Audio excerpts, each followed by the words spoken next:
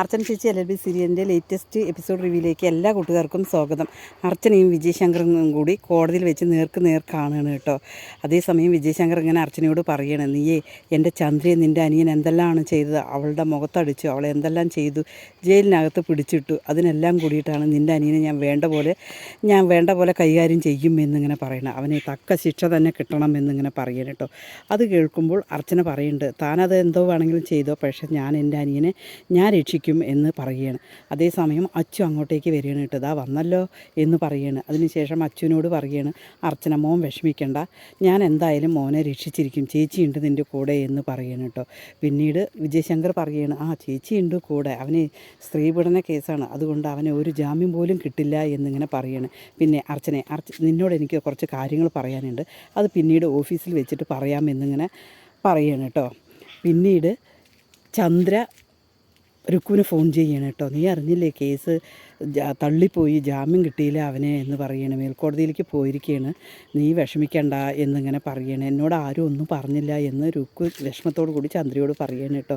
പിന്നീട് ഒരു കാര്യം, നിനക്കൊന്നും തോന്നരുത്, ഏട്ടനാണ് മറുഭാഗം വക്കീലായിട്ട് നിന്നത്, ഏട്ടൻ പക്ഷേ അവന് ജാമ്യം കിട്ടാൻ വേണ്ടിയിട്ട് ഒരുപാട് താഴ്ന്നു കൊടുത്തു, പക്ഷേ അർച്ചനയാണ് അത് അവന് ജാമ്യം കിട്ടാതെ ആക്കിയത് എന്ന് പറയും. അത് കേൾക്കുമ്പോൾ രുക്കു ചോദിക്കും, അതെന്തിനായിരുന്നു എന്ന് ചോദിക്കും. നിങ്ങൾ രണ്ടുപേരും കൂടി നന്നായി ജീവിക്കുന്നത് അർച്ചനയ്ക്ക് ഇഷ്ടമല്ല, അതുകൊണ്ടാണ് എന്നിങ്ങനെ പറയണം കേട്ടോ. അതിനുശേഷം ചന്ദ്ര ഫോൺ വയ്ക്കുകയാണ്. പിന്നീട് വിജയശങ്കർ പോയിട്ട് അർച്ചനയോട് ഇങ്ങനെ സംസാരിക്കുകയാണ് കേട്ടോ. നീയേ നിൻ്റെ മോളും എൻ്റെ മോളുമാണ്, ശരിയായിരിക്കും, പക്ഷേ അവൾക്ക് ചന്ദ്രകാന്തത്തിൽ വന്ന് നിൽക്കാനുള്ള അവകാശമുണ്ട്, നീ അവളുടെ വിഷമങ്ങളൊന്നും മനസ്സിലാക്കുന്നില്ല എന്ന് പറയും കേട്ടോ. അത് കേൾക്കുമ്പോൾ അർച്ചന പറയും, ചന്ദ്രകാന്തത്തിൽ വന്ന് നിന്ന് കഴിഞ്ഞാൽ ചന്ദ്രയുടെ സ്വഭാവം കാരണമാണല്ലോ അവൾ നിൽക്കാത്തത്, അവരമ്മയുടെ ആവശ്യമുണ്ട് അവൾക്ക്, അതുകൊണ്ടാണ് അവൾ നിൻ്റെ കൂടെ നിർത്തിയത് ഞാൻ എന്നിങ്ങനെ വിജയശങ്കർ പറയും കേട്ടോ. അത് കേൾക്കുമ്പോൾ അർച്ചന പറയും, അതിനെന്തപ്പോൾ പറ്റിയത് എന്ന് ചോദിക്കും. അപ്പോൾ വിജയശങ്കർ ഇന്നലെ ചിന്നുമോള് പറഞ്ഞ കാര്യങ്ങളെല്ലാം അർച്ചനയോട് പറയണം കേട്ടോ. അത് കേൾക്കുമ്പോൾ അർച്ചനയ്ക്ക് ആകെ മൊത്തം വിഷമമാവുകയാണ്. കാരണം ചിന്നുവും അർച്ചനയും ഭയങ്കര ക്ലോസ് ആണല്ലേ, എന്നിട്ടും ചിന്നു ഒരു കാര്യം അർച്ചനയോട് പറഞ്ഞില്ലല്ലോ. അർച്ചന അതേ ആലോചിച്ചിട്ടാണ് വീട്ടിലേക്ക് വരിക കേട്ടോ. വീട്ടിലേക്ക് വന്നത് തന്നെ ചിന്നുവിനോട് ചോദിക്കും, നീ എന്നോടൊരു കാര്യം പറയാതെ നീ നിൻ്റെ അച്ഛനോടാണല്ലോ കാര്യങ്ങളെല്ലാം പറഞ്ഞത് എന്നിങ്ങനെ ചിന്നുവിനോട് ചോദിക്കുകയാണ്. നിൻ്റെ പ്രശ്നം എന്താ മോളെ, നീ എന്തുകൊണ്ടാണ് എന്നോടൊന്നും പറയാത്തേ എന്നിങ്ങനെ അർച്ചന ചോദിക്കുകയാണ് കേട്ടോ. അതേസമയം ചിന്നുമോൾ ആ ഫോട്ടോ എടുത്തിട്ട് കാണിച്ചു കൊടുക്കുകയാണ്.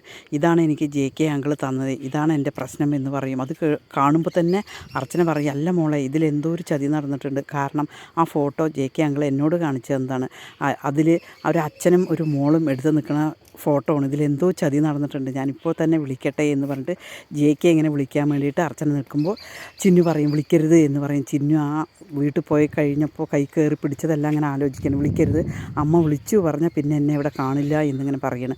ഒരിക്കലും അമ്മ ഈ കാര്യം പറയുകയും ചെയ്യരുത്, വിളിക്കുകയും ചെയ്യരുത് എന്നിങ്ങനെ പറയും.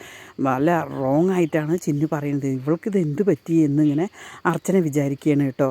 അതേസമയം പോലീസ് സ്റ്റേഷനിൽ അച്ചു ഇങ്ങനെ രുക്കുവിന് കല്യാണം കഴിച്ചതും അതുപോലെ തന്നെ അർച്ചന അങ്ങനെ ആ കല്യാണ സമയത്ത് സന്തോഷത്തോടു കൂടി നിൽക്കുന്നതും എല്ലാം അങ്ങനെ മനസ്സിലാലോചിക്കുകയാണ് കേട്ടോ. അതേസമയം അച്ചുവിന് പെട്ടെന്നൊന്ന് രുക്കുവിനെ വിളിക്കണം എന്നിങ്ങനെ തോന്നുകയാണ്. ഒരു പോലീസുകാരൻ അച്ചുവിൻ്റെ അടുത്ത് വരുമ്പോൾ അയാൾ ചോദിക്കും, ഒന്ന് ഫോൺ തരുമോ, കുറച്ച് ഒരു 2 മിനിറ്റ് വിളിക്കാനാണ് എന്ന് പറയും കേട്ടോ.